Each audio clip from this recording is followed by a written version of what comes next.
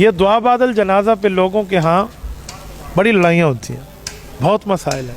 ہمارا یہاں علاقہ ہے ڈیرہ اسماعیل خان کا موسیٰ شریف، اس کے ساتھ ایک دیہات ہے. میں وہاں گیا، کسی زمانے کی بات ہے. جب میں وہاں پہنچا تو وہاں کلاشن کوفیں اٹھی ہوئی تھی کہ دعا بعد الجنازہ انہیں نہیں مانگی تو فائر مار دو، 14ویں دی گال ہے. ٹھیک ہے، تو بہت حیرانگی کی بات تھی. ان حضرات نے مجھے بلایا کہ آپ آئیے، تو دلیل کی طاقت کلاشن کوف سے بہت زیادہ ہے. قائد محترم فرماتے ہیں دلیل ہوتی ہے، طاقت ہوتی ہے. طاقت کے سامنے دلیلیں جب آتی ہیں نا تو پھر طاقت جھک جاتی ہے. میں جب وہاں گیا تو میں نے کہا جی ہم تو دعا بعد الجنائز کے قائل ہیں، بھائی مانا کہ قبر پہ ہم دعا پڑھتے ہیں کہ رسالت مآب علیہ السلام نے دعا بتائی ہے. باقی اب دو باتیں ہیں، یہ دعا مولوی صاحب نے خود بنائی ہے یا رسالت مآب علیہ السلام نے سکھائی ہے؟ اگر حضور نے سکھائی ہے تو حضور پاک کے لکھے ہوئے لفظ آپ بتا دیں، پڑھنا ہم شروع کر دیں گے. وہ جو بندہ بندوق اٹھائے ہوئے تھا نا، اس کی عقل کوئی بات لگ گئی. انہوں نے کہا مفتی صاحب آپ نے تو بہت اچھی بات کی ہے، میں اپنے مولوی صاحب سے وہ حدیث لکھوا لاؤں جس میں حضور کے لفظ موجود ہو سلام کے بعد والی دعا. میں نے کہا جی لکھوا لا.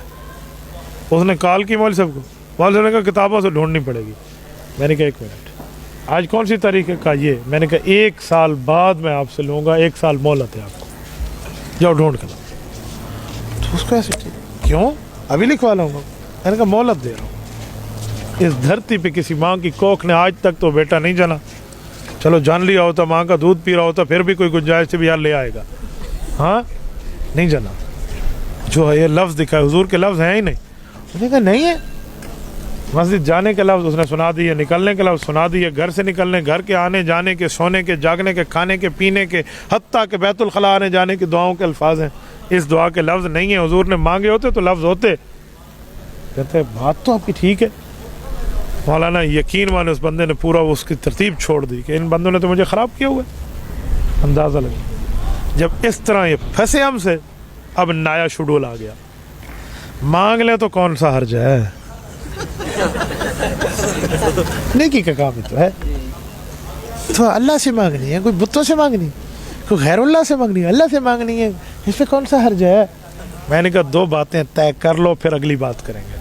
نمبر 1 کہ یہ دعا حضور پاک سے ثابت نہیں ہے، حضور کی تعلیم میں نہیں ہے، تب آپ نے حرج نہ ہونے والی دلیل نکالی ہے. ایک طے کر لو، لکھ دو یہاں کہ یہ حضور پاک نے نہیں مانگی، نہیں سکھائی، نہیں بتائی. یہ لکھو ورنہ دلیل دو. ایک تو فائنل ہو گیا، ڈیفینیٹلی یہ حضور پاک سے ثابت نہیں ہے. اب دوسری بات، جو دوسری بات ہے اس میں حرج کوئی نہیں ہے تو پھر تمہاری رسم والی دعا ہو گئی نا، ایجاد کردہ، مبتونی، بتونی، پیٹ والی ہو گئی. کہتے جی ہاں. میں نے کہا حرج ہے. کیا ہے اللہ سے مانگنے میں؟ وَأَسْرِعُوا بِهِ إِلَىٰ قَبْرِهِ، قبر جلدی لے جاؤ. یہ حضور کا فرمان متاثر ہو رہا ہے. کون کہتا ہے حرج نہیں ہے؟ جب نماز کا وقت ہو جائے، ایک بندہ کہ میں تو دعا مانگتے رہوں گا، 1 گھنٹے کی دعا مانگے جماعت نکل جائے، یہ کیا حرج نہیں ہوگا؟ حرج ہوگا کہ بھائی نماز میں کیوں نہیں گیا؟ چھوٹے مسلے جب دیتا ہے انتباسی ٹھیک ہے، تو کیوں نہیں گیا بھائی؟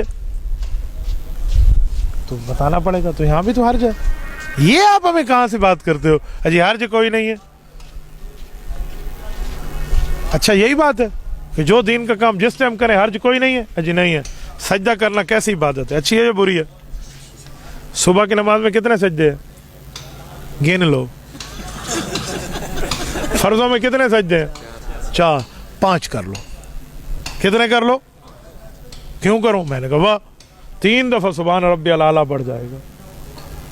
3 دفعہ، 5 دفعہ، 7 دفعہ، جتنا پڑھتے ہو بڑھ جائے گا. ایک سجدہ پڑھ جائے گا. سجدے کا انکار نہ کرنا. اس نے انکار کیا تھا، رب نے کہا تھا فخرج منہا فإنک رجیم. شیطان بنا دیا تھا اللہ نے اسے. 5 سجدے کا. اور اسے میں نہیں کروں گا. بھائی کیوں نہیں کرے گا؟ کہ میں 4 ہی کروں گا کہ حضور پاک نے 5واں سجدہ نہیں سکھایا. تو میرا بھائی نماز جنازہ کے سلام کے بعد حضور نے بھی دعا نہیں سکھائی. اللہ اللہ اور خیر صلی اللہ. وَأَسْرِعُوا بِهِ إِلَىٰ قَبْرِهِ، اس پر دلیل ہے.